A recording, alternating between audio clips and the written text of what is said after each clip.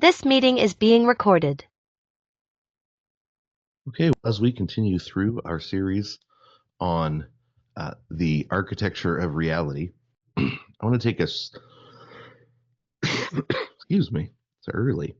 Uh, as we continue through our series on the architecture of reality, I want to take a really quick uh, detour, or not really a detour, but a look at a foundational doctrine that was really uh, important for the Middle Ages, that and it comes from a book by Eusebius called the Preparatio Evangelica, and it is the idea that God was preparing uh, all the world and preparing all cultures, preparing all people groups uh, for the church.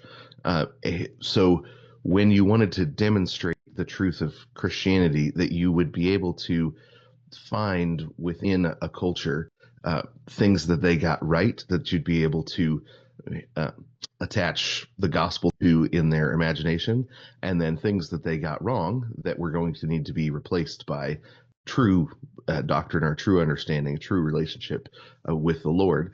Uh, Eusebius wrote his book, the Preparatio Evangelica, to demonstrate that Christianity was superior, or to defend it, that it was superior in its morality, that was superior in its cosmology, superior in every way. But he doesn't do it by simply just going in and saying, here's everything that you've ever believed is wrong.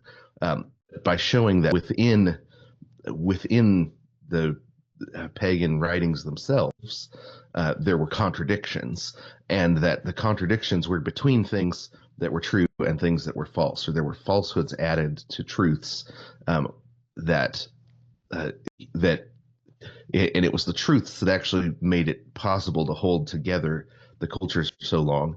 But it was the falsehoods that eventually degraded or dismantled the cultures, right? So that if you looked through the Greek philosophers or the historians, or that you actually found there that the failings were the combination of falsehood and truth, not just a simple uh, falsehood all the way around. And so, one, it's not a terribly long book. It was 12 chapters, and he really is trying to lay the groundwork by critiquing uh, the pagan religions, showing that they contradicted often the truth within the cosmological understanding. And what's fascinating reading Eusebius is how almost modern he feels in the way that he writes and thinks, and um, but also just how deep and broad his knowledge was. There's quotes in there from books that are lost now, so that even if you want to study the ancient Greeks, you actually have to still go to somebody like Eusebius, because he's the one that, Porphyry and different writers, that summarizes them and says, here's what they taught in books that we don't have anymore. Um, and the he has a tendency to go after what you would think of as the more mythological aspects, not when they function as mythology, but when they function as religion, if that makes sense. Not in the story, not because the stories themselves are bad, but because it shows that the gods themselves can't be trusted as gods.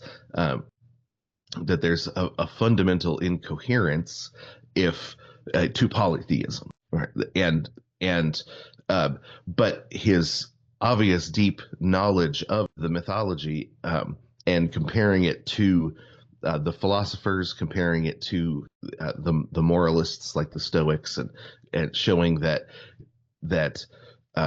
they actually had to reject the religious nature of the mythology in order to get to true morality. It's really it's worth reading.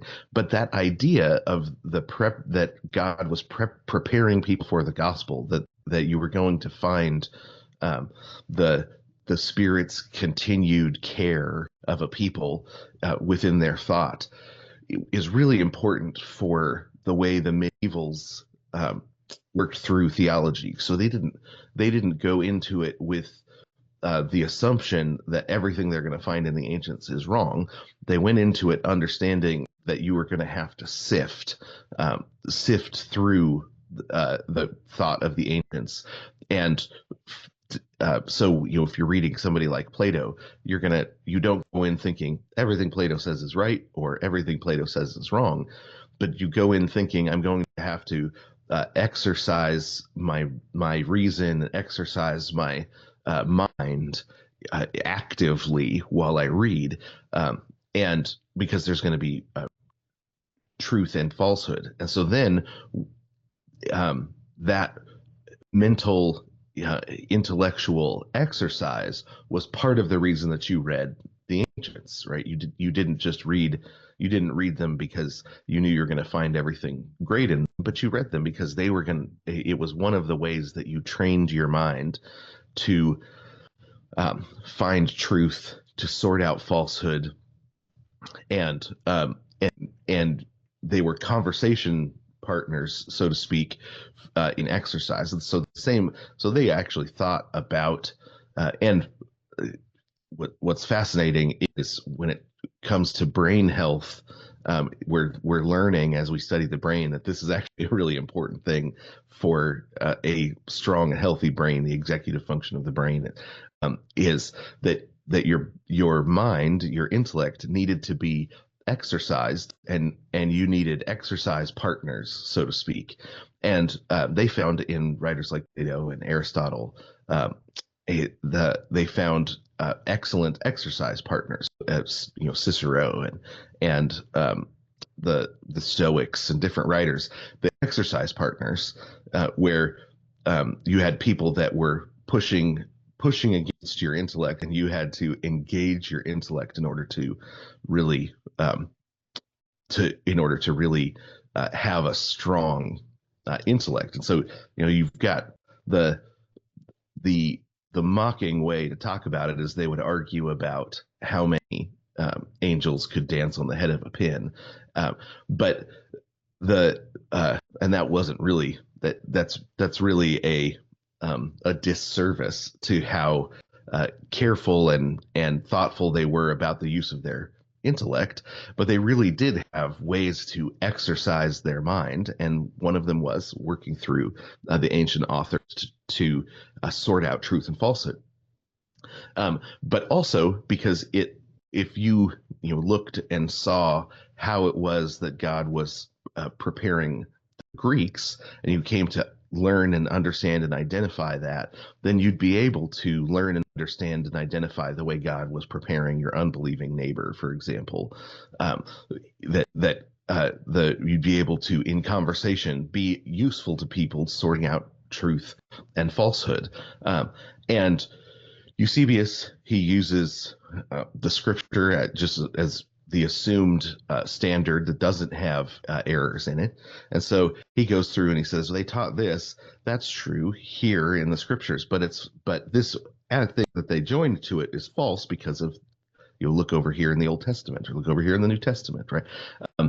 He also has in here an argument that becomes, that either shows or creates the understanding that older is going to be closer to the truth, that there was a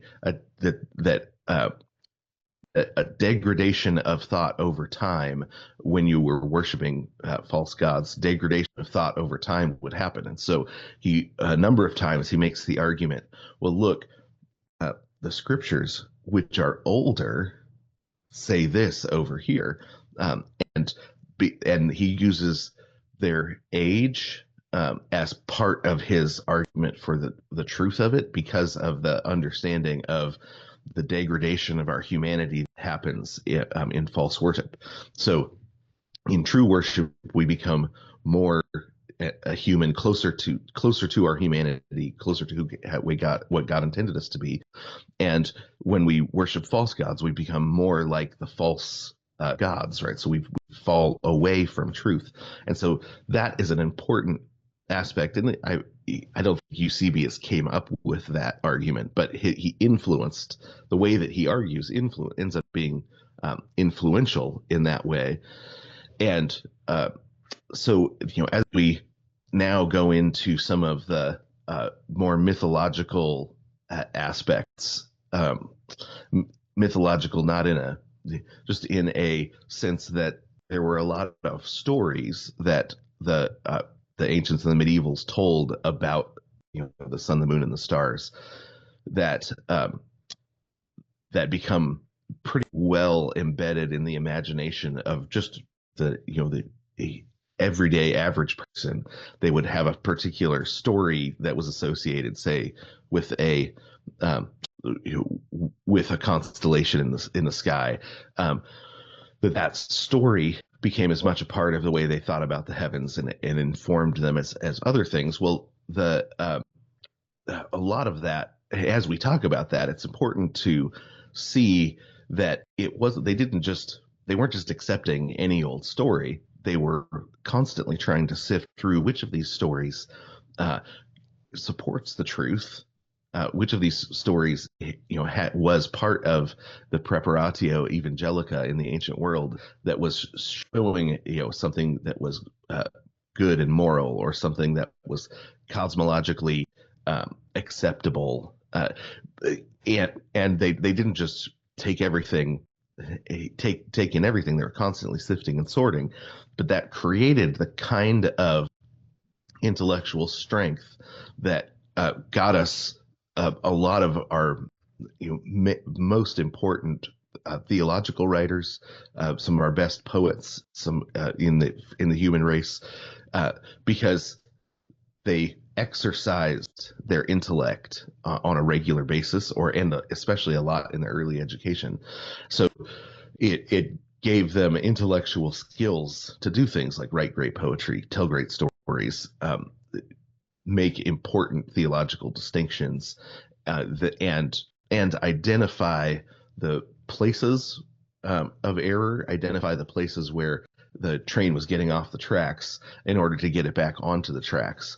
So uh, writers like Eusebius, um, writing about the Preparatio Evangelica, became the preparation point for a lot of the great medieval and reformational writers.